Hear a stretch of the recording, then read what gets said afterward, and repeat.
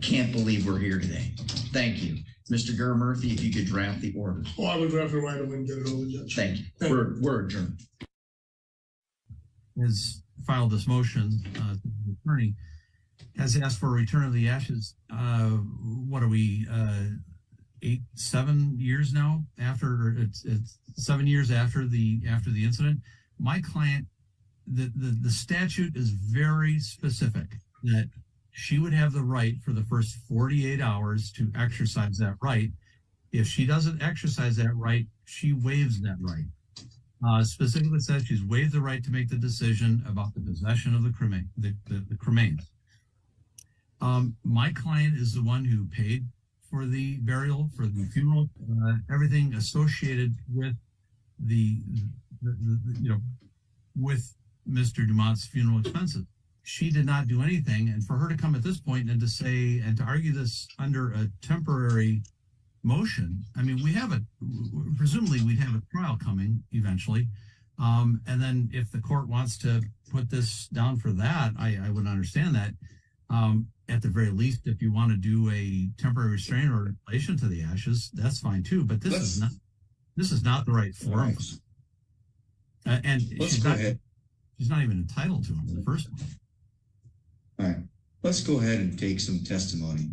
By the way, I don't think this is going to go very well for the defendant. Miss Marilyn, why don't you come on up? Please raise your right hand. Do you swear or affirm that the information and testimony you're about to provide will be the truth, the whole truth, nothing but the truth, ma'am? You may have a seat at the witness stand. Thank you. Mr. Gurmurthy, the court recognizes that this is the plaintiff. Defendant. Thank you. May continue. I'm sorry, I said it wrong earlier. Go ahead, sir. Thank you. Ma'am, would you state your full name for the record and spell your last name? You want me to speak a little louder, or you heard my question? Spell my last name. Just spell your last name. Gumont. Okay, and what's your full name? Marilyn K. Dumont. Make sure you speak up, man. Mr. Gurmurthy, if you could slide that microphone just a little bit closer. It doesn't amplify, it only picks up and goes into the ear of the court reporter. We just must make sure that she's able to get down what you're saying, Ms. Dumont. You may continue, Mr. Gurmurthy. Marilyn, you were married to Eugene Dumont, correct? Correct. How long were you married to Eugene for? 52 years. Okay. Do you remember when Eugene passed away? Yes. What was his date of death? Pardon me? What was the date of death? December 10th, 2016. Okay. Do you remember at some point picking up his ashes or having one of your children pick up his ashes? I remember them going after the ashes. Okay, what do you remember? If you would tell Judge Elmore what you remember. I don't remember if I was with them at that time. Make sure you speak up, ma'am. I know you're soft-spoken. I'm sorry. It's okay. I know it's emotional. All right. Never mind. She says she's got it. Just keep going ahead. I remember them talking, bringing them to their home. Who's them? Richard and his wife, Shannon. Okay. And I was there and I talked to them. And I said, I cannot handle this right now. I'm sorry. It's okay, ma'am. Just keep going. And I'm sorry, Mr. Gurmurthy, I know you've directed her to talk to me. I know she's responded to your questions. I'm not trying to ask her questions. That's fine, Judge. Thank you. You remember talking to Richard? Yeah. And do you remember what you told Richard? I told them I can't handle taking him home right then. Would he please keep him at his house? And he said, yes, when I got better, I could come and get them. And do you remember subsequently? Later, I asked for them, and he said they're all right where they are. Okay. Do you remember within how many days or how soon, how many months later you asked? Oh, I went home with my three sisters came and got me. But I don't know how long I stayed there. It was a while. Okay. And then when you came back to your home on Roby Road, did you visit with Eugene? I went to visit with him. I brought him a statue and some flowers. Right. Where were you visiting Eugene? They had Eugene up, kind of up on a, well, it's like an attic stairs thing. And I had to be down here. I couldn't go up there. There was no way for me to go up. Right. And when you said they, was that at Richard and Shannon's house? Yes. Okay. And for how long did you go to Richard's house to visit with Eugene? How often? Yeah. Oh, I was there probably 2-3 times a week. I was down at his house. Okay. And for what length of time? Was it for a month? Was it for a year, 2 years? Do you remember?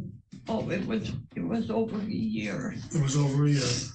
During that time frame, did you ask Richard to get the ashes back? Yes, and he said they were fine right where they are.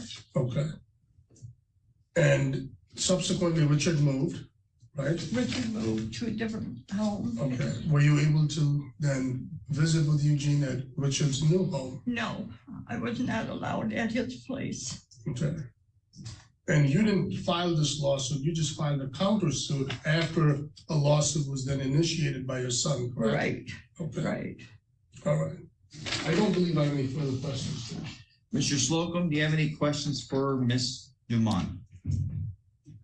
Yes, I do. Ms. Dumont, did your son, Richard, pay for the funeral expenses? I asked him not to, and he said he wanted to, and that was for his dad.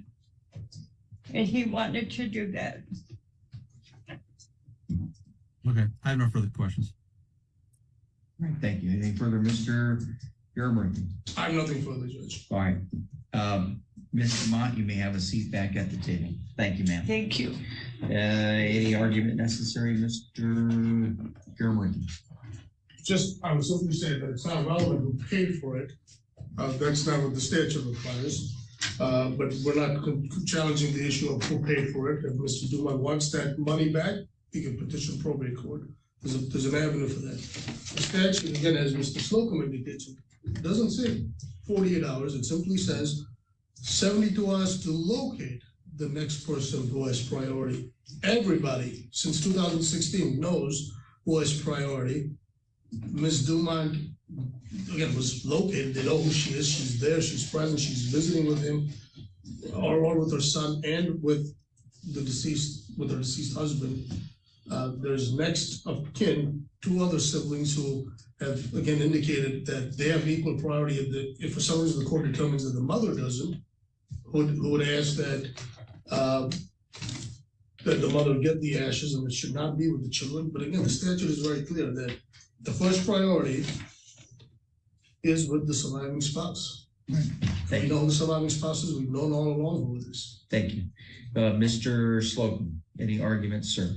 Yes, again, as I said, I think the statute is dispositive. My client's the one that paid for it. Ms. Dumont had the right to exercise the rights. Here now, 7 years later, even if there's statute of limitations for this as well. If the court were to follow the law, this is quite clear. My client's entitled to them. And I'm not saying that my client, has offered to give them half to work out something. Mr. Gary Murphy, coming forward for just a moment. Mr. Gary Murphy, I'm telling you that I have an addiction to my cell phone. I tend to scroll too much on it. Would you please hold on to my phone and take it back to the podium? Yes. Is that your cell phone? No, Whose phone is it? it's Judge Elmore's. Bingo. Ms. Dumont did not reject acceptance of them. She just merely asked for her son to hold on to them for a while, as I just did Mr. Gary Murphy. He doesn't own my phone, and I didn't give up ownership to the phone. I'm going to treat this as a motion for a preliminary injunction as well. The court will grant the motion for the restraining order and will grant an injunction that directs the plaintiff, Mr. Richard Dumont, to give the ashes to his mom. Thank you. Judge, my only question is, can that be retrieved today? He has to give the ashes to her by 5 o'clock today. The order will also include that he is not to waste any, he's not to take any, he's not to divide them up, he's not to empty them, he's not to sprinkle them. She never gave up ownership of them. She entrusted her son to hold on to them. For a preliminary injunction, the court only has to look at the likelihood of success and potentially, the court finds that this is in favor of turning over the ashes to the wife. I can't believe we're here today. Thank you. Mr. Gurmurthy, if you could draft the order. Oh, I would draft it right away and get it over, Judge. Thank you.